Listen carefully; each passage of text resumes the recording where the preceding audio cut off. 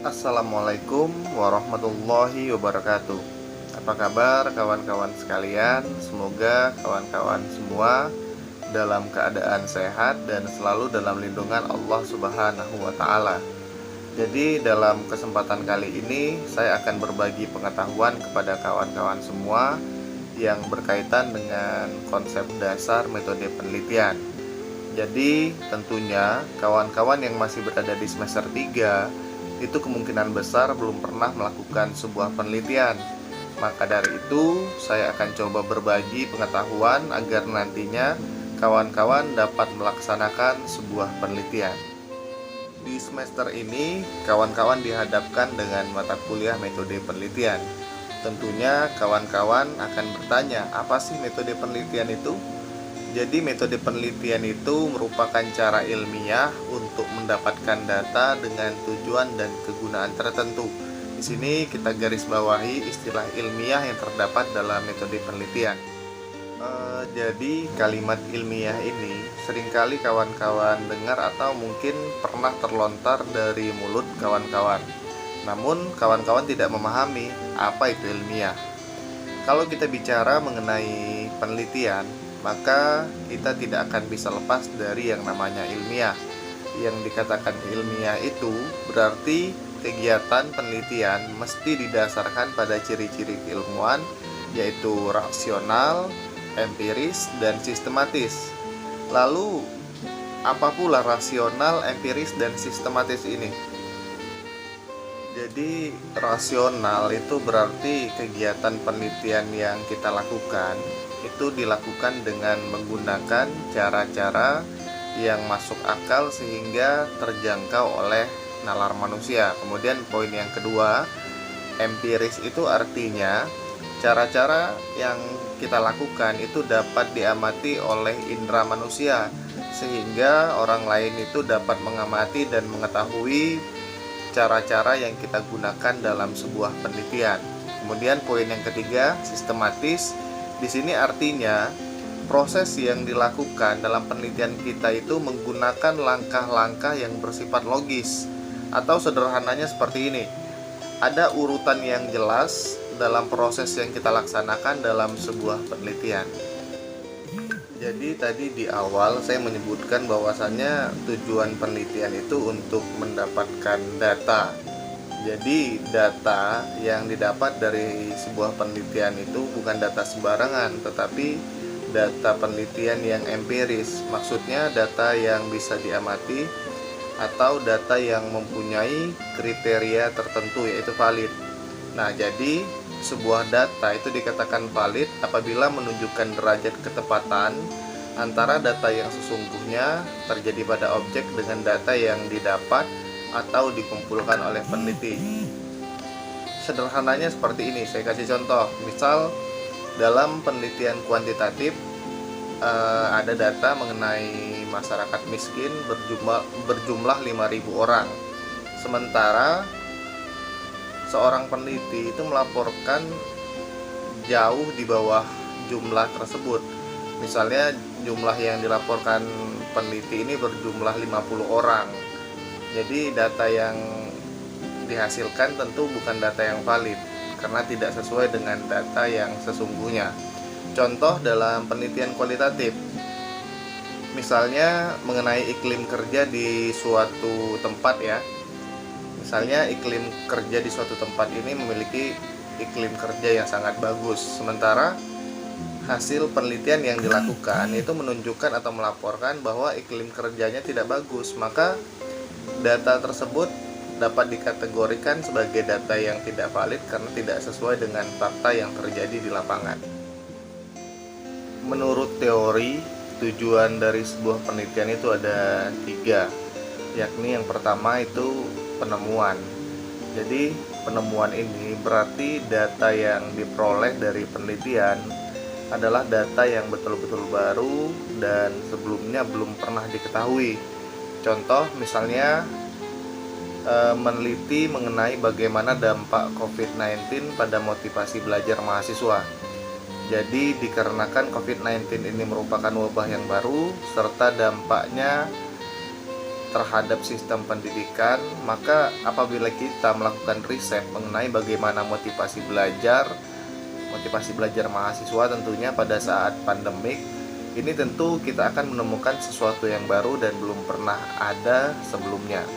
Kemudian tujuan yang kedua itu untuk pembuktian. Pembuktian di sini berarti data yang diperoleh itu digunakan untuk membuktikan keraguan-raguan terhadap informasi atau pengetahuan tertentu. Misalnya, kita selama ini menilai bahwa salah satu penyebab remaja melakukan penyimpangan adalah karena faktor lingkungan teman. Untuk membuktikannya, maka kita melakukan penelitian mengenai hal tersebut. Yang ketiga, tujuan penelitian yaitu pengembangan. Di sini pengembangan berarti memperdalam dan memperluas pengetahuan yang telah ada. Misalnya, selama ini kita menerapkan sistem pendidikan dengan pembelajaran selalu terfokus di dalam kelas. Lalu, kita coba melakukan riset. Bagaimana jika pembelajaran dilakukan di luar kelas dan ternyata berhasil meningkatkan prestasi atau minat belajar peserta didik, maka itu termasuk dalam penelitian yang bertujuan untuk mengembangkan. Jika membahas mengenai manfaat penelitian, teori menjelaskan bahwa manfaat penelitian itu ada 3, kawan-kawan. Yang pertama itu memahami.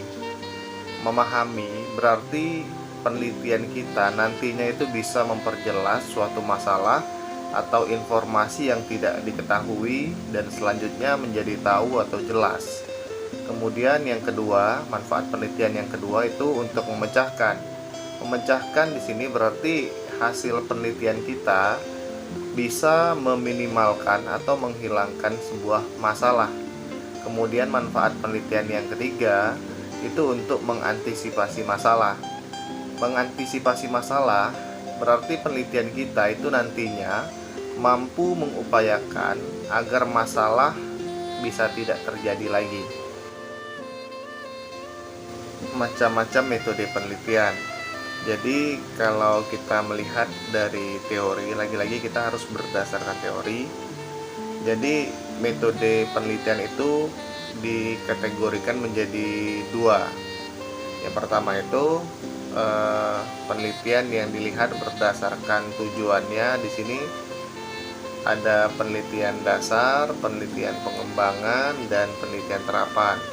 Kemudian dilihat juga untuk yang kedua itu berdasarkan tingkat kealamiahan tempat peneliti. Untuk berdasarkan tingkat kealamiahan tempat penelitian juga terbagi 3, penelitian eksperimen, penelitian survei, dan penelitian naturalistik. Jadi yang pertama kita lihat untuk penelitian yang berdasarkan tujuan itu penelitian dasar. Di sini penelitian dasar ini adalah penelitian yang bertujuan untuk menemukan pengetahuan baru yang sebelumnya belum pernah diketahui. Kemudian masih di dalam bagian penelitian yang dilihat berdasarkan tujuan adalah penelitian terapan. Penelitian terapan di sini adalah penelitian yang bertujuan untuk memecahkan masalah-masalah kehidupan praktis. Dan yang ketiga, penelitian pengembangan. Nah, penelitian pengembangan di sini merupakan jembatan antara penelitian dasar dengan penelitian terapan. Kemudian penelitian pengembangan juga bersifat longitudinal. Tadi di awal sudah saya jelaskan juga. Kemudian kita lihat kategori kedua, penelitian yang dikategorikan berdasarkan tingkat kealamiahan tempat penelitian. Yang pertama itu ada metode penelitian eksperimen. Ini dapat dikatakan sebagai penelitian yang sangat tidak alamiah atau natural ya.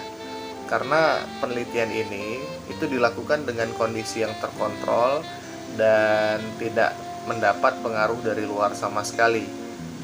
Kemudian yang kedua itu metode penelitian survei. Nah, metode penelitian survei ini digunakan untuk mendapatkan data dari tempat tertentu yang alamiah atau bukan buatan. Nah, jadi dalam penelitian survei ini, peneliti melakukan perlakuan dalam pengumpulan data, misalnya dengan mengedarkan kuesioner, dengan melakukan tes, atau melakukan wawancara terstruktur, dan sebagainya.